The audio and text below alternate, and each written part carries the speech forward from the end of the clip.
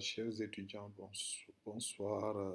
J'ai le plaisir de vous retrouver pour cette cinquième séance qui concerne les microphones et la question de la réception du son, mais aussi du matériel adéquat par rapport à la prise de son qui constitue un des points focaux dans le cadre de l'exercice de techniques de prise de vue.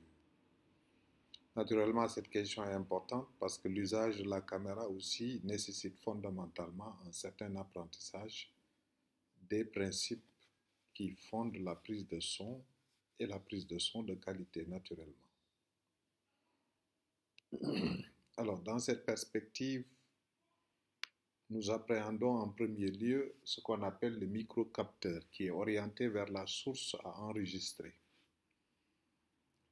Les ondes sonores qui sont produites dans une situation de tournage en intérieur, par exemple, sont absorbées par certains types de matériaux tels que la moquette, les vêtements ou les rideaux et sont réfléchies par des surfaces dures et lisses. Exemple, vous trouvez dans un endroit fermé, comme une chambre par exemple, où vous faites un tournage, vous trouvez beaucoup d'écho dans une salle qui est uniquement carrelée, où il n'y a pas de rideau, il n'y a pas de moquette. Vous avez l'impression que le son fait écho en parlant, par exemple, dans cette chambre fermée. Donc la perception du son dépend à la fois de sa puissance et de la manière dont il est absorbé ou réfléchi par l'environnement immédiat. Donc généralement, ce qu'il faut faire, c'est tout de suite d'installer des rideaux, de mettre une moquette dans la chambre pour pouvoir absorber tous les échos qui sont ambiants dans la dite chambre, de manière à ce que vous ayez un son qui est de qualité dans l'enregistrement. Alors, outre le microcapteur, vous avez aussi un instrument qu'on appelle l'enregistreur de la caméra. C'est une sorte de magnétophone qui permet d'enregistrer le son et de visualiser les niveaux sonores. D'ailleurs, il y a un appareil qui est embarqué dans certaines caméras professionnelles qu'on appelle le VU mètre. Alors, le casque aussi, qui permet d'écouter le son que l'on est en train d'enregistrer. Son rôle est comparable au viseur de la caméra. Il permet de vérifier la qualité du son que l'on enregistre. Et il faut savoir choisir un bon casque, un casque plutôt fermé, si possible. Alors, donc le choix de ces casques est très important du point de vue de la qualité. Il y a des marques, par exemple, il y a une marque qu'on appelle Beyer DT, qui est une excellente marque de casque qui vous permet de fermer carrément les oreilles et d'avoir un son durant les enregistrements avec votre caméra. Vous avez aussi ce qu'on appelle une perche. La perche, c'est la tige télescopique qui va servir à capter le son sans que l'opérateur et le micro entrent dans le cadre image de la caméra. On l'appelle boom en anglais, c'est une sorte de tige qui vous permet d'aller chercher le son très loin dans le cadre, par exemple, d'une conférence de presse où il y a beaucoup de monde et que vous n'arrivez pas à toucher la table d'honneur où sont assis un peu les vedettes du jour. Là, vous utilisez une perche et à partir de loin, vous pouvez enregistrer votre son. Vous avez un instrument aussi qu'on appelle le pied micro. Généralement, si vous êtes sur cette table, généralement, les journalistes se bousculent à chercher à poser le micro sur la table ou des fois tenir le micro pendant longtemps. Des fois, c'est très dur de mener à bien cette activité de prise de son parce que réellement, on ne peut pas pendant 2 heures de temps tenir un micro comme ça devant des gens qui font une conférence de presse dont on sait le démarrage mais dont on ne sait pas quand est-ce que cela va terminer. Utiliser un pied de micro éventuellement permettra de ne pas avoir à percher ou à tenir le micro, ce qui évitera les bruits de main. Parce que le fait de tenir un micro aussi crée des vibrations autour du micro, de manière à ce que ces bruits-là, qui sont des vibrations, aient une incidence sur la qualité du son que vous allez enregistrer.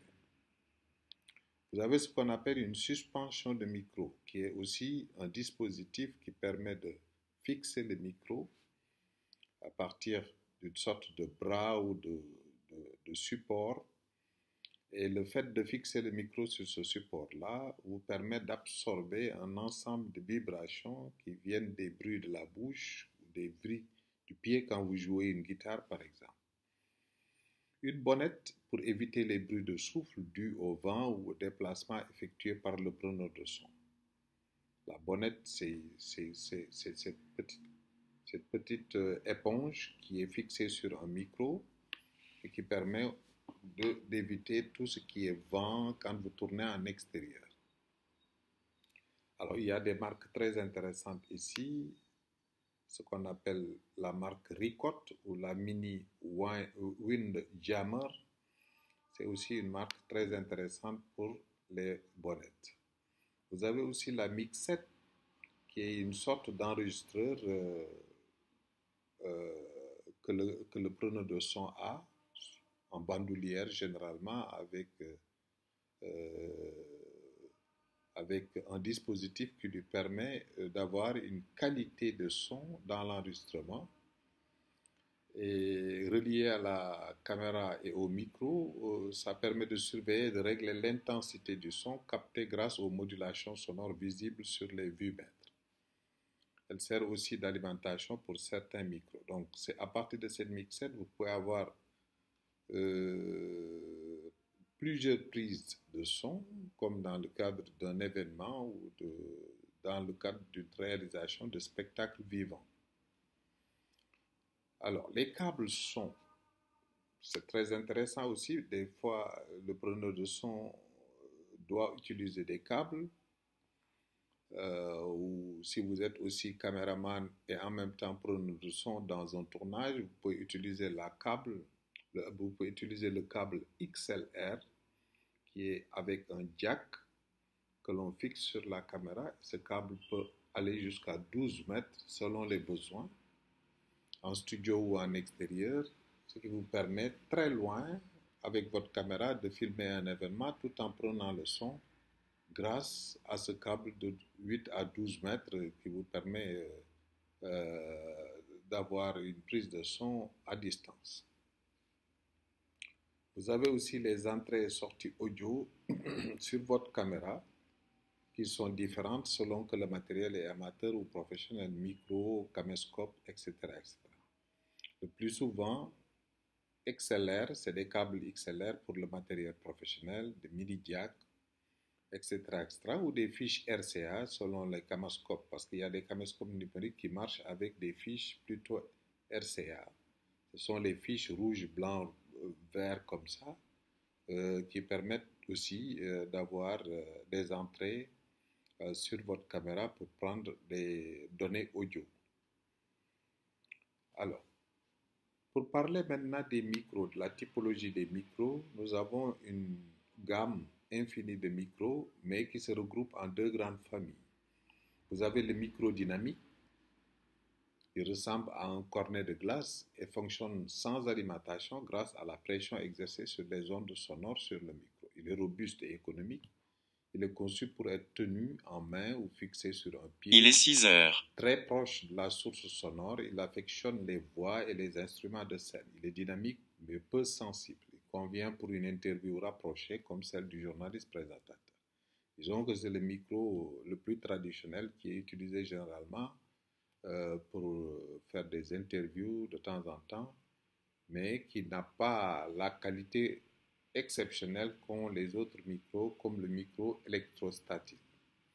Le micro électrostatique ou micro à électré, on le dit aussi micro à électré, il utilise une tension électrique amplifiée et nécessite obligatoirement une alimentation permanente, l'alimentation fantôme 48 volts, fournie par une pile qu'on fixe des fois sur le micro par la mixette ou par les caméras professionnelles. Il a l'avantage de pouvoir être extrêmement miniaturisé sans que la qualité de la prise de son ne soit altérée. Il est parfait pour le reportage et les prises de son éloignées, jusqu'à 10 fois plus sensible qu'un micro dynamique. Donc, Le microdynamique et le microélectrostatique participent des deux grandes familles de micros. Mais vous avez une des caractéristiques majeures d'un micro, c'est surtout sa directivité. Si on parle de micro, on parle de sa directivité, qui est son aptitude à capter les ondes sonores à l'avant, à l'arrière et sur les côtés. Ce qu'on appelle l'omnidirectionnalité. Omnidirectionnalité. C'est-à-dire plus simplement, de quelle direction on va vers le son, il est capté par le micro. La directivité détermine les différents types de micros et leurs utilisations. Il est important de connaître la directivité d'un micro avant d'effectuer la prise de son. Parce que ce soit un micro unidirectionnel ou un micro omnidirectionnel, le choix importe beaucoup pour faire le travail qui vous incombe dans le cadre de votre tournage. Alors, les différents types de micros. Vous avez plusieurs types de micros, comme je l'ai dit tout à l'heure, en commençant par le micro omnidirectionnel. Comme son nom l'indique, il capte le son tout autour, comme si le micro se trouvait au centre d'une sphère omnidirectionnelle. Excellent pour les ambiances, on le retrouve souvent incorporé au caméscope, mais il enregistre tout, même trop. Donc les caméscopes aujourd'hui ont un micro direct sur la caméra et ce micro permet d'enregistrer à la fois une interview ou un dialogue, mais ça a la particularité aussi de ramasser l'ambiance qui est tout autour. Donc, on veillera à s'approcher au maximum de la source sonore lors de l'utilisation de ce type de micro. Pour les interviews, il faut le placer à une vingtaine de centimètres de la personne. Il évite ainsi les sons sifflants. Par contre, il peut être sensible au bruit de frottement provoqué par les mouvements du preneur de son et craint peu l'effet du vent. Vous avez le micro cardioïde ou directionnel. Il reçoit en priorité les sons qui se présentent face à lui et légèrement sur les côtés. Champ de réception en forme de cœur. Il est nécessaire de le placer face à la source sonore pour isoler un son précis en cas d'ambiance bruyante. Ce micro est souvent utilisé dans les prises de son avec perche. Il évite les effets de réverbération parce que la perche elle-même absorbe ces réverbérations. Il est parfaitement adapté à la prise de son d'une conversation entre deux personnes ou au sein d'un groupe. Il est sensible au déplacement d'air, au bruit et frottement. C'est pourquoi on le protège par des bonnettes, gaines de mousse, armatures recouvertes de tissu de soie ou nylon. Vous avez les marques Schoeps, Sennheiser, Beyer, etc., qui sont d'excellentes marques par rapport à ce micro directionnel. Alors, vous avez aussi le micro cardioïde ou directionnel. Il reçoit en priorité les sons qui se présentent face à lui et légèrement sur les côtés. On vient d'en parler. Le micro hypercardioïde ou demi-canon. Il capte le son devant et derrière, et légèrement derrière, mais pas sur les côtés. Il prend le son jusqu'à 5 mètres de distance en milieu calme et requiert une orientation précise vers la source afin de récupérer les sons aigus. Ce micro s'utilise avec une perche. Il exclut totalement les bruits qui ne sont pas dans son champ de directivité. Donc, nécessité d'une alimentation parce qu'elle prend des piles. Très sensible, il doit être constamment protégé des déplacements d'air. Même en intérieur des protections type bonnette, il est parfaitement adapté aux prises de son vidéo. Les Sennheiser 416 sont parfaitement illustratifs de ce type de micro. Vous avez un micro dit Canon, micro long de 40 cm. Il capte le son uniquement face à lui. Son usage est spécialisé en journalisme et prise de son dans le cadre des documentaires animaliers ou des reportages comme ça. C'est un micro très sensible pour aller chercher un son éloigné, isoler une conversation. Plus le micro est directionnel, plus il faut évidemment l'orienter avec précision, car il exclut quasi totalement les bruits environnants. Vous avez le micro-cravate. qui est très connu aujourd'hui dans les débats ou sur les plateaux. Vous avez des invités de marque, vous fixez les micro-cravates sur la veste ou sous le boubou, là, sous le menton. Et c'est un micro très sensible, de petite taille, il se fixe à la cravate ou au revers de veston. Alors, de ce fait, il ne convient qu'à un sujet statique. Il n'est pas adapté à l'enregistrement d'un groupe de personnes, sauf si chaque intervenant en est muni. C'est un micro peu onéreux qui offre en outre une excellente qualité d'enregistrement. Il est pratique si l'on ne veut pas percher.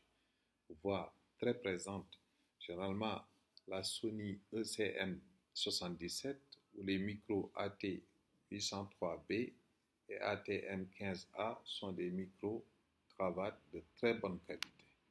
En conclusion, le choix du micro se fait en fonction de sa directivité et du type de prise de son à effectuer. Selon la directivité du micro, le preneur de son sera amené à adapter sa position hors de la prise de son.